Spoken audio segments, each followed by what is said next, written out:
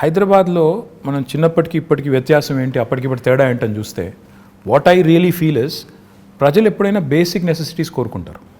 Nobody wants hanging bridge just like that. నాకు first priority అది కాదు. నాకు ఫస్ట్ ప్రయారిటీ ఏంటి, నాకు మంచినీళ్ళు వస్తున్నాయా లేవా, నాకు ఇంట్లో కరెంట్ ఉంటుందా లేదా, నా పిల్లలు బయటికి పోతే సేఫ్గా ఉంటారా లేదా, నాకు ఒకవేళ జబ్బు చేస్తే ఒక ఆసుపత్రి ఉందా లేదా. అంటే ఇది బేసిక్ నీడ్స్. ఇలా చదువుకోవడానికి మంచి స్కూల్స్ ఉన్నాయా లేవు. Basic needs of a citizen are these. TRS ప్రభుత్వం వచ్చిన తర్వాత, తెలంగాణ రాష్ట్రం వచ్చిన తర్వాత కేసీఆర్ గారు is a man who's connected to grass roots. ఆయన నేల విడిచి సాము చేయరు. ఆయన ఏం చెప్పారంటే మాకు ఇనీషియల్ డేస్లోనే, సరే మీరు ఐటీ ఇవి అవి హంగామా చేసుకోండి, నాకేం అభ్యంతరం లేదు, కానీ ప్రజల మౌలిక అవసరాలు బేసిక్ నెసెసిటీస్ ఫస్ట్ అవి తీరుతున్నాయా లేవా చూడండి. మంచినీళ్ళు హైదరాబాద్లో ఎన్ని రోజులకు వస్తున్నాయి ఒకటి.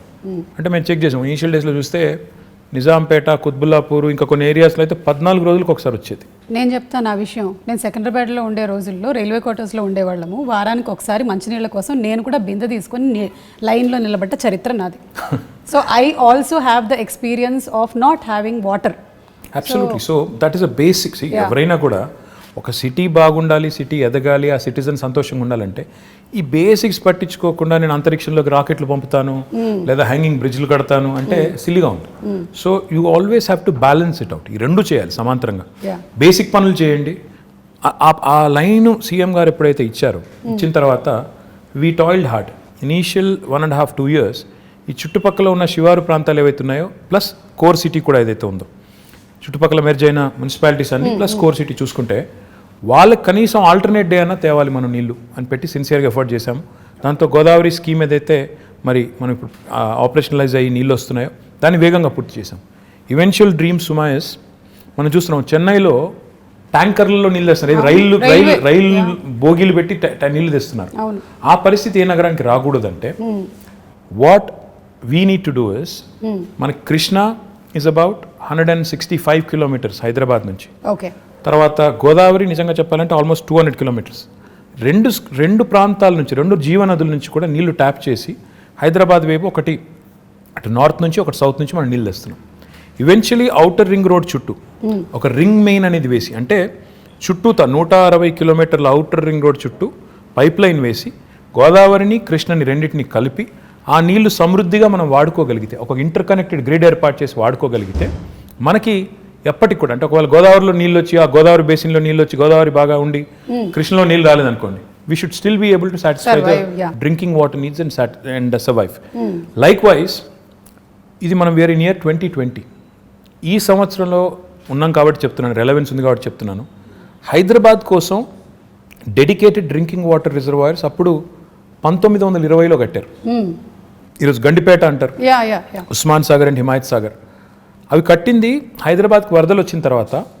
మోక్షగుండం విశ్వేశ్వరయ్య గారిని అప్పటి రూలర్ పిలిచి, మీరు ఇంజనీరింగ్ చేసి మాకు సొల్యూషన్ ఇవ్వండి, హైదరాబాద్ వరదలు రాకూడదు, డ్రింకింగ్ వాటర్ నీడ్స్ ఉండాలి, మాకు టేక్ కేర్ చేయాలంటే ఆయన అప్పుడు 1920లో అప్పుడు గండిపేట కట్టారు.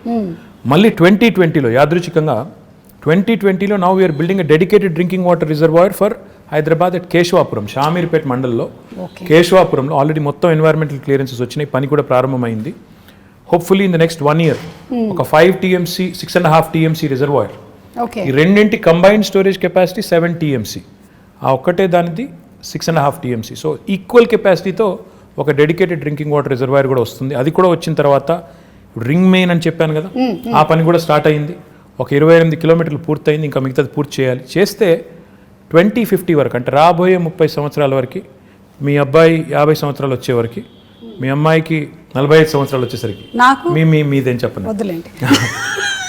వచ్చేసరికి కూడా ఇబ్బంది లేకుండా, వాళ్ళ పిల్లలకు కూడా ఇబ్బంది లేకుండా ఫ్యూచర్ ప్లానింగ్ కూడా ముఖ్యమంత్రి గారు చేయించారు.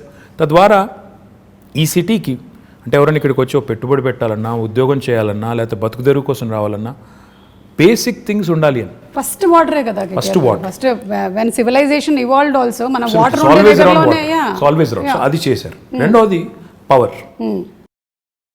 తెలంగాణ ప్రభుత్వం రాకముందు నిజంగా చెప్తున్నాను నేను, ఇందిరా పార్క్ దగ్గర పవర్ హాలిడే ఉండదు. అప్పుడు పవర్ హాలిడే అంటే ఎవ్రీ వీక్ 2 days అసలు కంప్లీట్ పవర్ ఆఫ్. ఆ పరిస్థితి. ఇందిరా పార్క్ దగ్గర మామూలుగా వేరే వేరే రాజకీయ పార్టీలు ధర్నాలు చేస్తూ ఉంటాయి. కానీ పరిశ్రమలు నడుపుకునే వాళ్ళు, SMEs, small and medium enterprises, వాళ్ళు ధర్నా చేశారు. బాబు పవర్ ఇవ్వండి, ₹6 కాకపోతే ₹8 పెట్టండి రేటు, కొనండి అవసరమైతే మేము కొంటాం అని ధర్నాలు చేసిన పరిస్థితి. ఈరోజు Telangana is the only state in the country, I'm proud to say this, where we provide 24 hours of uninterrupted power supply free to agriculture, domestic సెక్టర్కి కొంత మినిమం ఛార్జెస్ అండ్ ఇండస్ట్రీకి కూడా. అంటే ఈ 3 సెక్టర్స్కి 24 hours అన్ఇంటరప్టెడ్ పవర్ ఇవ్వడంతో పాటుగా what I'm even more proud of is, మొత్తం మన కెపాసిటీ 16,000 megawatts ఇప్పుడు installed capacity in the state of Telangana. అందులో 4,000 పైచిలకు megawatts renewable energy, okay, which is second in the country. Telangana ప్రభుత్వం వచ్చినాడు కేవలం 40 megawatts ఉండేది సుమా గారు. ఓకే, ఈరోజు అది 4,000 megawatts అయింది. అంటే that shows our commitment to environment, renewables and sustainable energy solutions. Absolutely. So it's a balanced approach that KCR గారు హెస్ టేకెన్. లైక్ వాటర్ గురించి మీరు చెప్పినప్పుడు సమ్వేర్ ఐ రెడ్ దట్ ఒక 20 years from now most of the cities, కొన్ని cities పేర్లని mention చేశారు, including Los Angeles. Yeah, that there will be a very very big dearth of water problem ఉంది. కానీ lucky మన పేరు లేదు అందులో. మన పేరు లేదు. ఇండియాలో దాదాపు అన్ని పట్టణాలు ఇంక్లూడింగ్ ఢిల్లీ పేరు ఉంది, మనది లేదు. ఎందుకు లేదు అంటే we provision for it. KCR గారు ఈ బేసిక్స్ని, అంటే వాటర్, పవర్, ఇవి లేకుండా మీరు నేల విడిచి సాము చేస్తాను, నేను ఇంకేదో చేస్తాను అంటే సిల్లీగా ఉంటుంది, ఇది చేయండి అని మాకు ఆదేశం ఇచ్చి లాస్ట్ 5-6 yearsలో మీరు చూస్తే ఈ basics are taken care. If you move beyond that quickly, more important సుమా ఇన్ మై ఒపీనియన్ ఇస్, ఈ రాష్ట్రం ఏర్పడ్డప్పుడు నిజంగా కూడా చాలా కన్ఫ్యూజన్ ఉంది.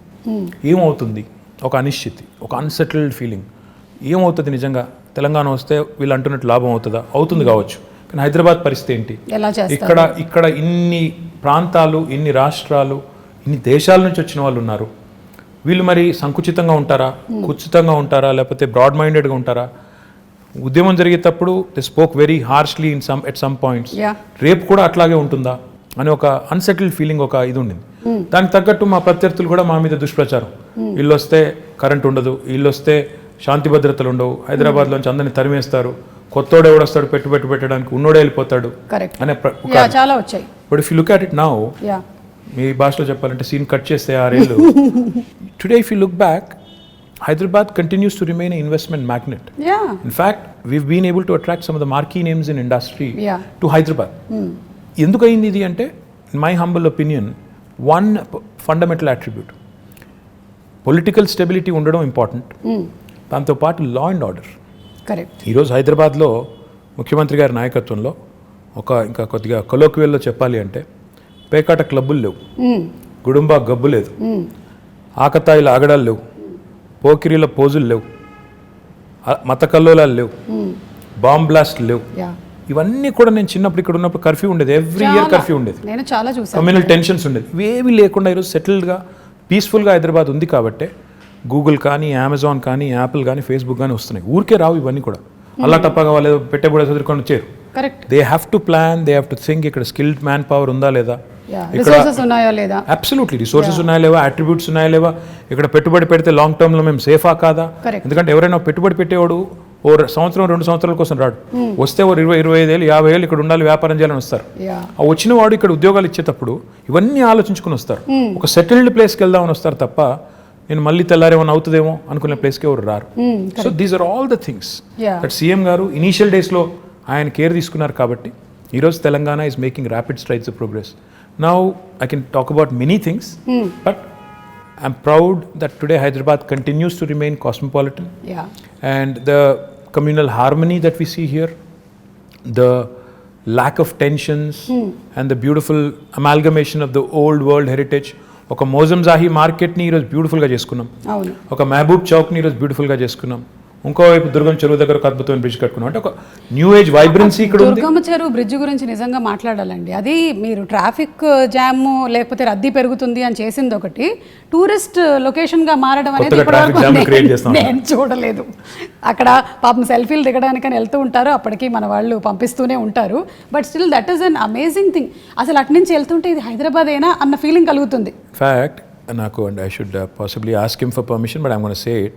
We want to ensure that these kind of micro cities and self dependent, ఎక్కడికక్కడ ఇప్పుడు ఏ ఏరియాలో ఉండాల్సిన హంగులన్నీ అక్కడ ఉండే విధంగా, అంటే ఎడ్యుకేషన్ కానీ, హెల్త్ కేర్ కానీ, ఇంకోటి కానీ, షాపింగ్ కానీ, ఎంటర్టైన్మెంట్ కానీ, సోషల్ ఇన్ఫ్రా కానీ, ఏ ఏరియా మనం చేయగలిగితే అప్పుడు ఏమవుతుందంటే city will be decentralised and డీకంజెస్టెడ్.